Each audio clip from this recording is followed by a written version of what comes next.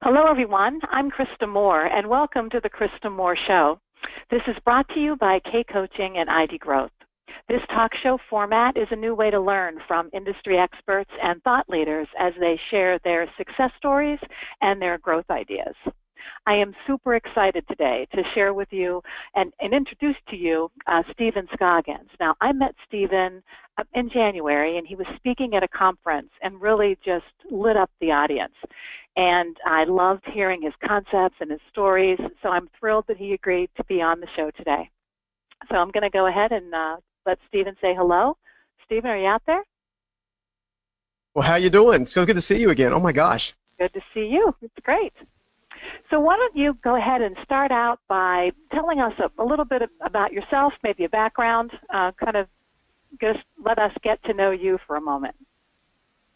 Well, I'll tell you what, I'll start with the beginning just a little bit, and we'll call it I'm a serial entrepreneur, if that makes any sense. I own a couple businesses now, but my flagship company, CHE, Custom Home Exteriors here in Raleigh, is really where I kind of got started. But before that, I was kind of like a broken down kid, unfortunately, growing up in a single-parent household and really kind of struggling at the poverty level a lot. Our families didn't have a whole lot of money. My mother and dad had spent a lot of time chasing their own struggles at the time. And my grandmother raised me largely till I was about the age of 11, and she passed away from cancer. My parents quickly came back into the picture. My brother and I were separated at that time.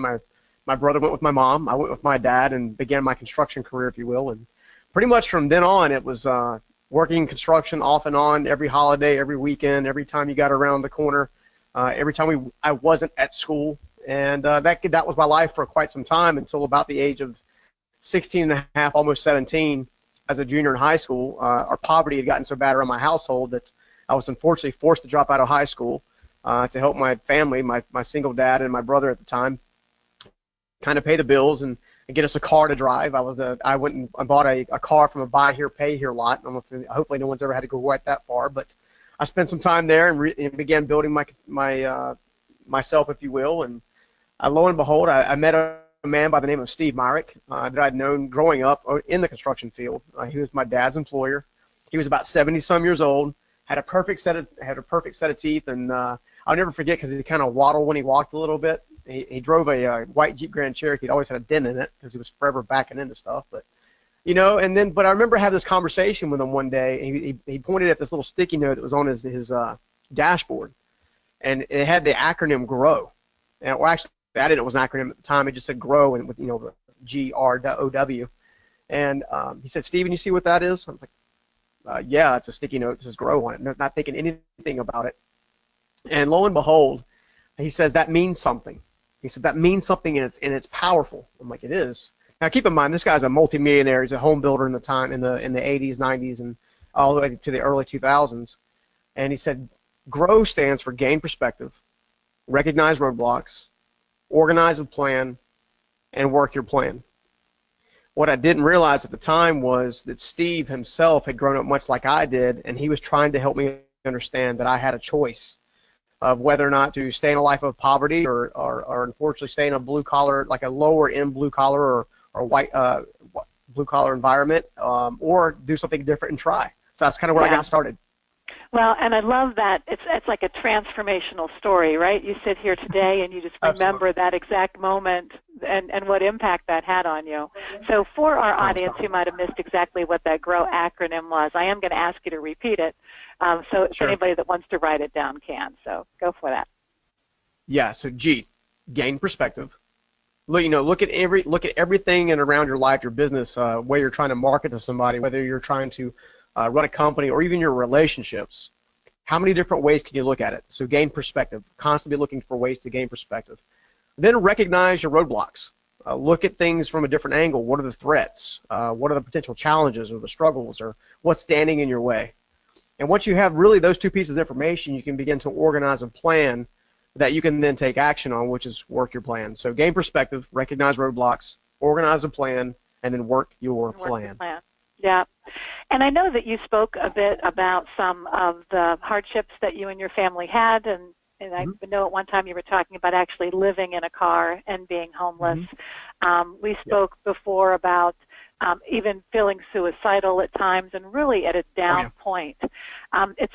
For me, I look at that story and I see this growth and this transformation of yourself to being that serial entrepreneur, to having multi-million-dollar businesses. And I love your methodology and your thinking around the 7 enemies of personal identity.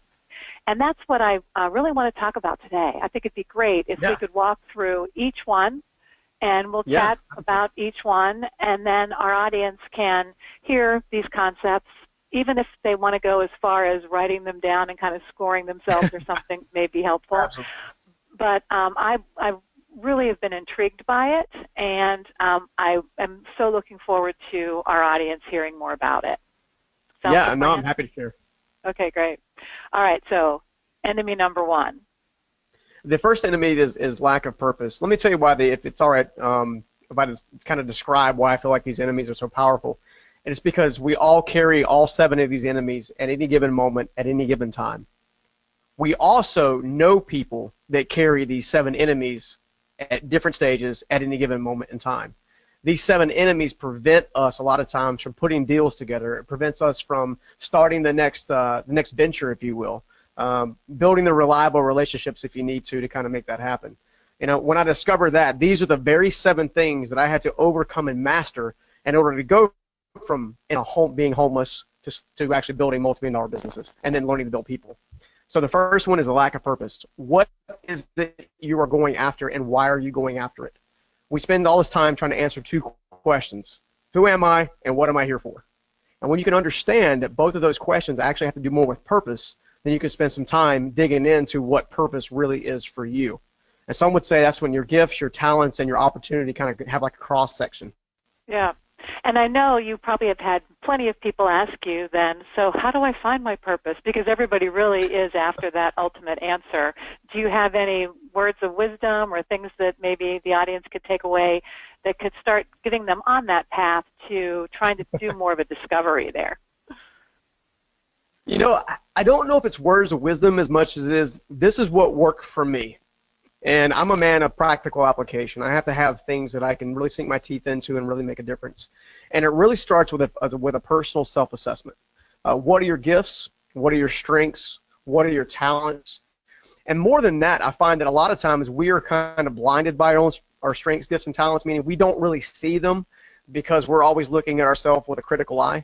So what I've done is I used to go to some people, close mentors, people that I know, liked, and trust, that were really good people, and I would say, what do I do really well? What do you see in my life that really comes natural to me? And if you could see any role, any responsibility, anything that I could be, what would that be? And you might be surprised when you ask those questions of these people around you what shakes out of their mouth.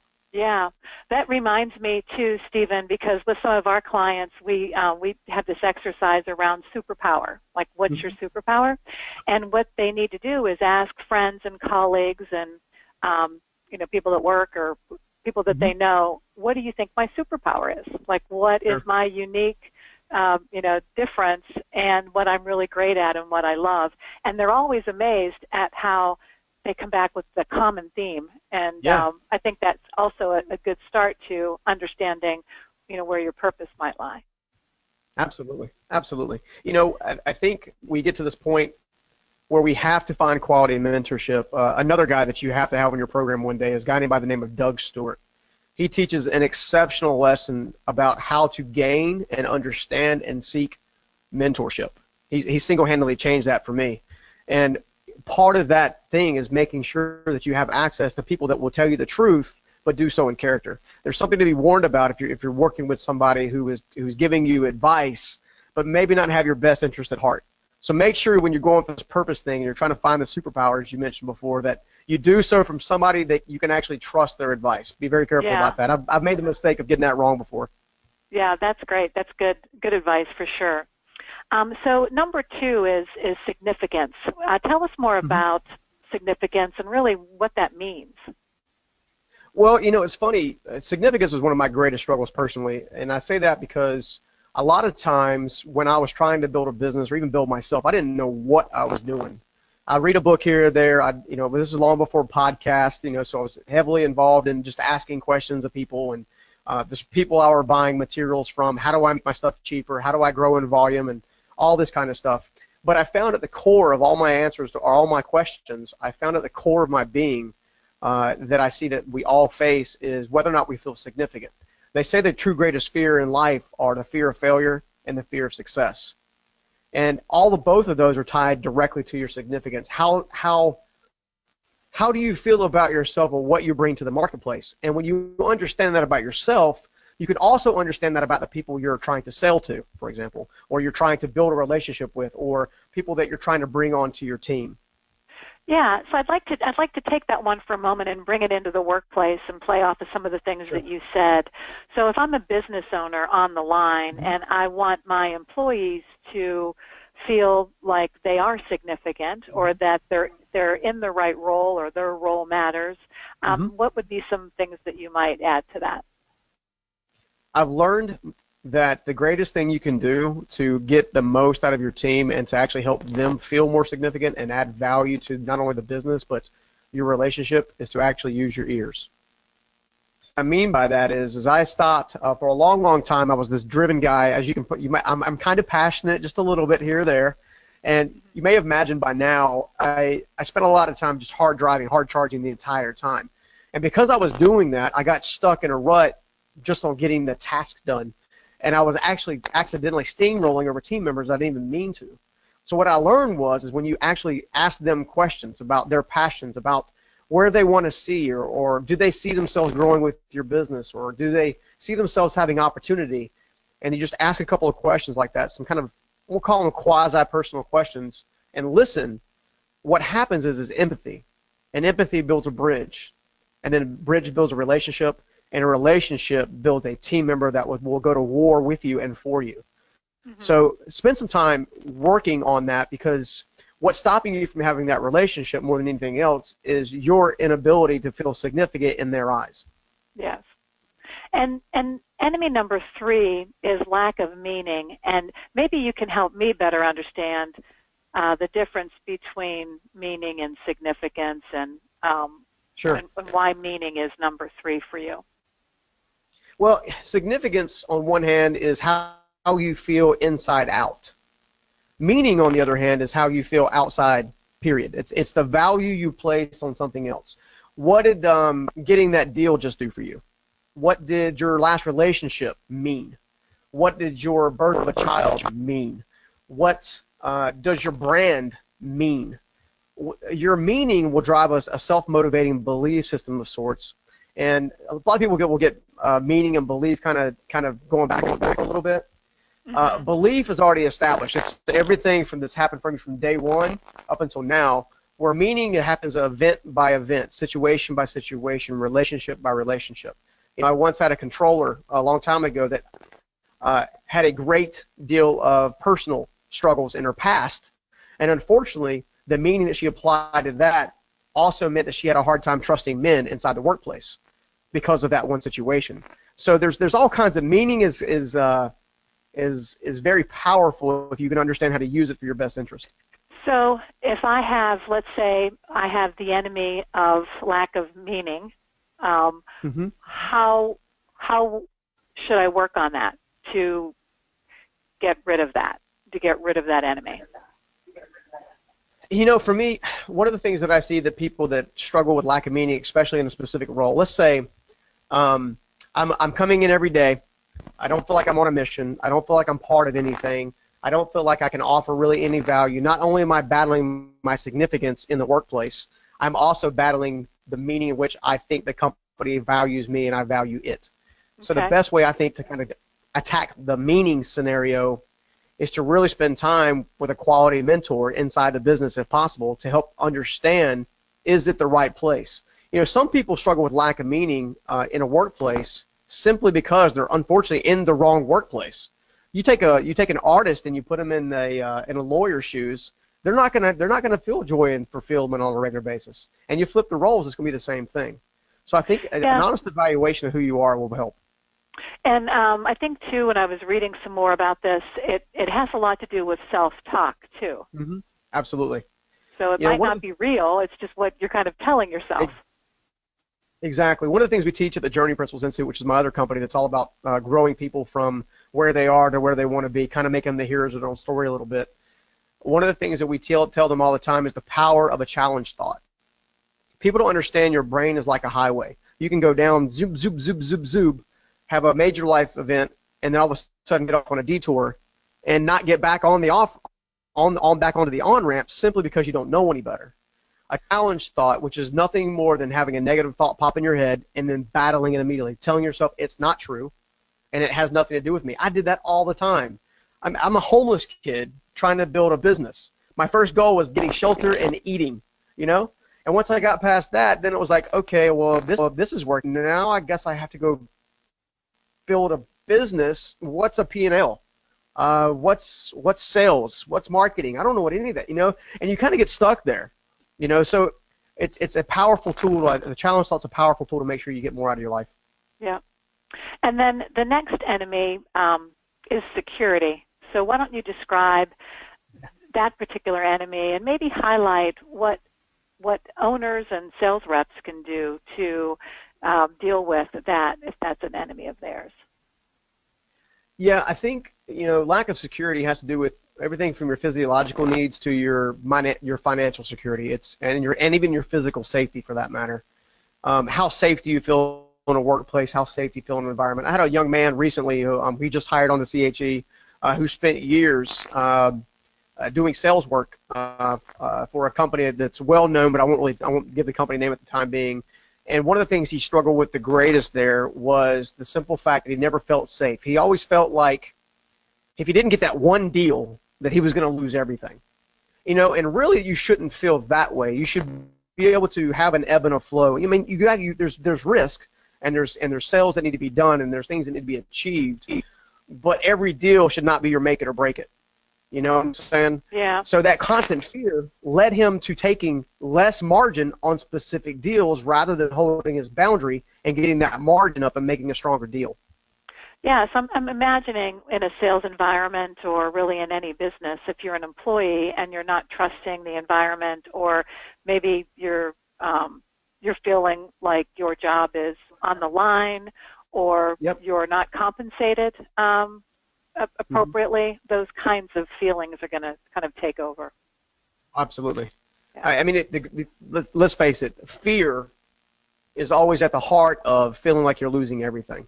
And it doesn't matter if you've been in a company 20 years or if you've been there for 3 days. If you feel like your livelihood's in jeopardy, you are going to shortcut stuff to make that fear go away as quickly as possible. So try to put yourself in an environment where you can feel more secure more often than not. Well, and the next enemy, I have to say, is one of my favorite, and it's for 2 reasons. One, I think it's something that I've struggled with for a while, where I needed to really figure out, you know, who am I in terms of being authentic. So that enemy of being authentic, I have to tell this quick story. So a gift that I got from my daughter for Mother's Day, she said she was walking through the dollar store getting her mother a gift. And she's in college. She just graduated from college, so that's where she shops. Cool. But that's awesome. She saw this sign and like a little plaque, and she read it. She really did understand it. She walked away, and then it drew her back, and she looked at it again and didn't really understand it, walked away. And then she went back for the 3rd time and said, I don't know, I just have to get this. My mom must, will probably like it. And it says, be you, not them. And it's perfect for me, because especially in being in the position that I am and having the company that I have, I want to be authentic. I want to be me. I want to be free to be me and not worry about what anybody else thinks, and just be congruent and true to myself. But then I feel like I have this certain, image or professionalism that needs to be there, and so I struggle with that one. We have a little therapy session here? You could help me with that. Well, I don't know if I can give you a therapy session, but I'll just tell you again what works for me is only operating in my sweet spot. So I am not gifted with details. Your team did a fantastic job of staying connected with my team to make sure that we both ended up here at the same time at the same place to have a conversation that hopefully adds value to people. And that is my lack of details. I'm the visionary. I'm the go-getter. I'm the entrepreneur. I'm the guy that's taking risk and will strategize all day long to make things done or get things done. But I'm not the guy who's going to sit there and go line by line through every single budget item unless I have a need to pull a string, so to speak. And part of that is only operating your strengths. I mentioned earlier about having this an artist being an artist, and a lawyer being a lawyer, and an accountant being an accountant, and an entrepreneur. Our culture is such that we try to force fit ourselves into boxes or into the crowd. In other words, our culture teaches us that we should be like everybody else, and the reality is the only person you should be like is you. And the only way you discover who you are is by spending time discovering who you are. The focus tool that we're going to share with your folks in a little bit is 80-some pages on you. Of course, there's a summary, of course, and for people like myself who don't like to read every word, but, what are your tendencies? What are your strengths? What are your struggles? What are your blind spots? What things are holding you back? And I feel like if you can address that, then you can also get to a greater sense of authenticity. Those that are authentic are oftentimes those that are fulfilled. Mm-hmm. If you want to be fulfilled, you have to be authentic first. Yep. Thank you. I appreciate that. So how about the next enemy? What is the next one? Well, one of mine's is my high school dates are coming back. the lack of connection. The lack of connection. I can tell you. So I shared with you off air, and I don't have no problem sharing this with the folks listening. But recently, I had to almost replace my entire leadership team at my flagship company. For a couple reasons that I don't think are probably pertinent for me to share on air. But a long story short was, had I not had a great sense of connection with my spouse, Karen, or with some really quality mentors, had that not been present, that whole episode, that whole thing would have hurt me at a deeper level. Betrayal is always something that we all struggle with, feeling and even overcoming. But connection can override pretty much just about any kind of adversity you can kind of come up with. Also, when I was thinking back to my days selling cars and doing some stuff like that, some of my greatest scenarios, almost some of my greatest things, my greatest ideas or my greatest bridge building came from having a connection with my sales manager or having a connection with my customer who would give me more information than he might give someone else, simply because we were connected and simply because we had a relationship in place. So having the lack of connection with isolation. Let's talk a little bit about connection for a moment, because sure. I feel in the digital era there's false connections, or that's right. you have a sense of, I have so many likes, or I have so many friends, but this is a lot deeper than that. Is what I want to express. And when you think about connections, I'd like you just to maybe explore that a little bit deeper in terms of the emotional aspects of that. Yeah, I mean, let's face it. If you're not connected, you probably feel lonely. And there's a good chance that if you're feeling lonely on a regular basis, I guarantee you can look at your day, your week, your month, your year, for any length of time that you felt that, you'll probably realize you spend a lot of time alone in isolation. I had this thing to help me get over it. I used to deal with that a lot, especially being an entrepreneur, because I always felt misunderstood. I always felt like that no one understood how I thought, how I felt. Therefore, I was judging myself on my intent. They were judging me on my actions, and I get stuck there.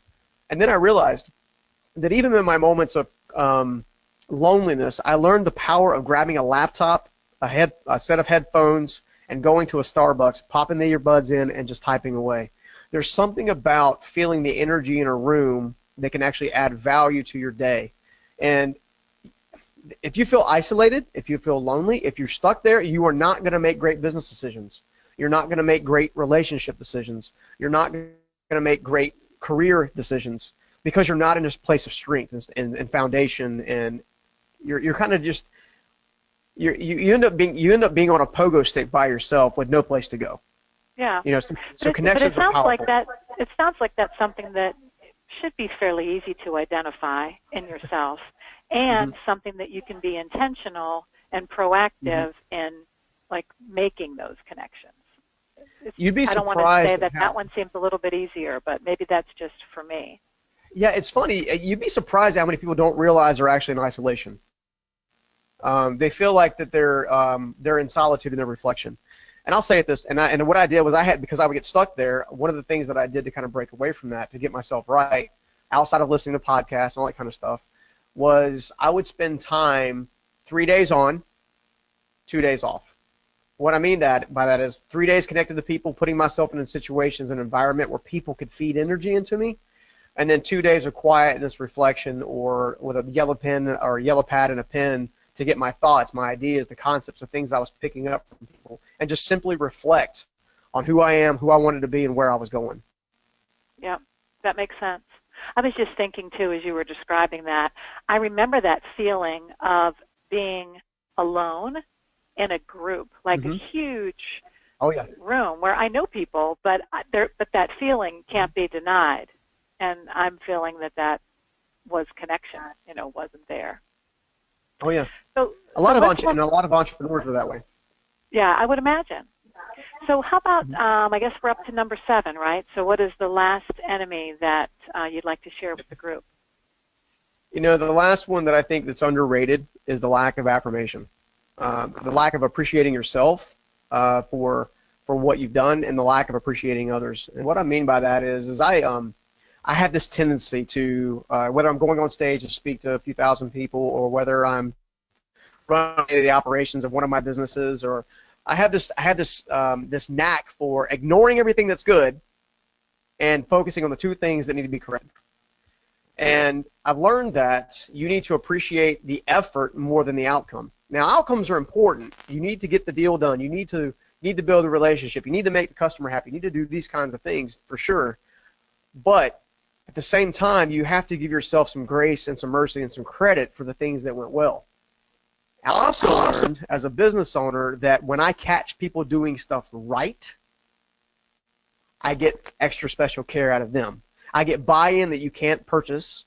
I get agreement that you can't find, and relationships you can't get rid of. So simply by appreciating what they're doing, valuing, affirming them, hey, attaboy, you did awesome, $100 handshake here or there, a little award, sending someone to a seminar, all are different ways to affirm someone's value, because they're searching for significance too. They're searching for meaning too, connection too, because they're human. We all are. That's why the 7 enemies are so powerful. So if I have that enemy of affirmation, is it because I need affirmation that I'm not getting it, or I don't know how to maybe appreciate myself?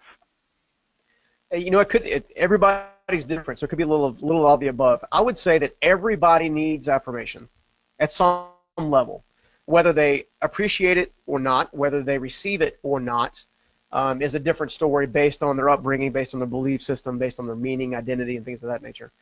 But I believe that everybody needs affirmation. I had a team member not too terribly long ago that's the vast majority, top producer, killing it.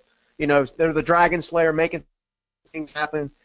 And I remember having a meeting with them one day, and they sat down in front of me, and they said, I just don't really feel like I made anything to the company. I really don't feel like I'm doing anything. I don't feel like anybody values what I'm doing, and I think I want to move on. And I'm considering turning my notice. I'm like, whoa, what's going on? Help me understand that. And they said, well, I've been killing it for this month and this month and this year, and I've been killing this whole thing, and only to find out that no one's paying attention. And because no one's paying attention, I feel like I'm not valued.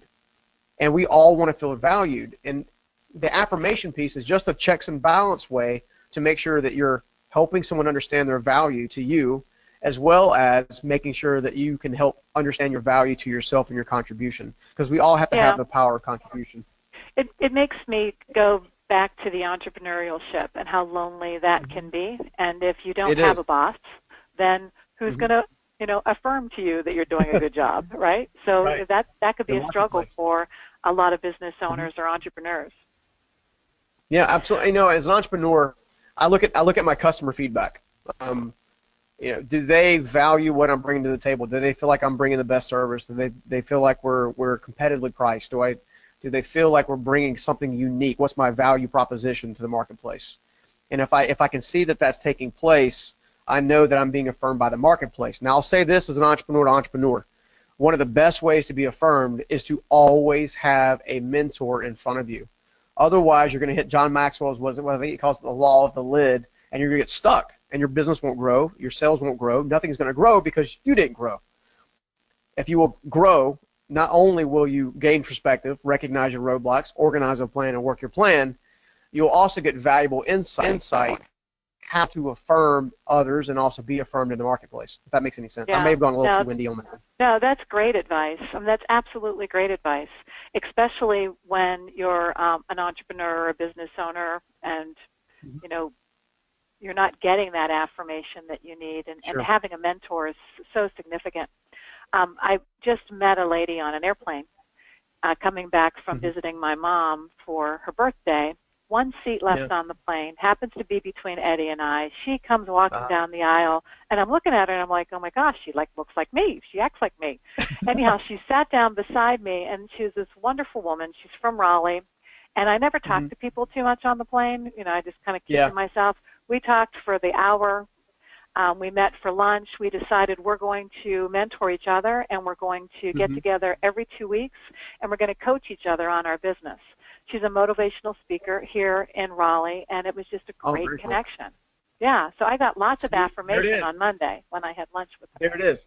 Affirmation and connection, same plane ride. Boom. That's right. No wonder I had such a great day. So we're about ready to wrap things up, and I just want to, again, let you know I do appreciate you, and I'm very blessed and thankful that you joined our group today. I'm also excited to share with everybody some additional information on you. You've got a lot of blogs and books, and you're speaking, and you have a gift that you want to give everyone, so I'll let you explain that for a moment. Yeah, you know, we've been talking all this time about discovering who you are, and people have taken various personality assessments and all kinds of stuff. What we did was we partnered with a company that created a lot of these assessments and did so. In fact, we helped change some of the lives that were affected by the folks that kind of work with that. And what came out of that was access to free DISC, values, and attribute assessments that you and your team can do. There's the link that we're going to share with you guys and give you access to. Anyone can use it as long as they've obviously hit this button and kind of check out with you guys. It's 80-some pages on you. The very last page to me is one of my most favorite because it literally tells you where you're strong at, where you're struggling a little bit, and literally what your blind spots are. You know, so I would invite everyone to take advantage of that. It's there for the taking. It's there for you guys to bless yourselves and really become appreciate more aware you giving that. Yeah, that is a gift because those things typically cost a lot of money. So I appreciate. Yeah, they're about $40 to $50 a person normally. Yeah, I hope everyone takes advantage of it. It's a great way to start doing some self-discovery. So I appreciate that. So good to see you, Stephen. Thank you very much. Awesome. Thank you so much. I'll talk with you soon. All right, take care, guys. Bye. Great.